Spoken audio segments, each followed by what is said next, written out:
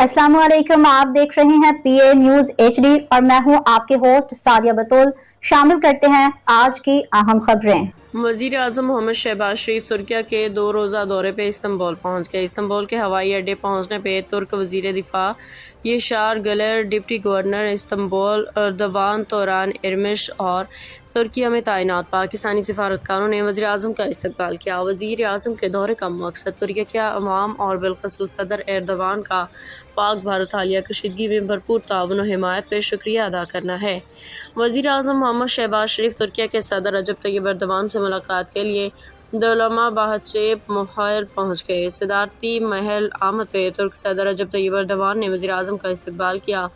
वज़ीर आज़म मोहम्मद शहबाज शरीफ तुर्किया के सदर रजब तैयब एर्दवान से मुलाकात दौलमा बाहचे महल पहुँच गए और सदारती महल आमद पे तुर्क सदर ने वज़ीर आज़म का इस्तकबाल किया। दोनों रहनुमाओं के वफूद के सतह पे मुलाकात शुरू। नायब वज़ीर आज़म वज़ीर ख़ारजा Mohammad Ishaq Dar, chief of army staff field marshal Syed Asim Munir, वज़ीर इत्तलात और नशरियात अताउल्लाह तारड़, मुआविन ख़ुसूसी सैयद तारिक फ़ातमी भी मुलाकात में शरीक हैं। न्यूज स्टूडियो से अब तक के लिए इतना ही। मज़ीद खबरों और अपडेट्स के लिए देखते रहिए पीए न्यूज एचडी।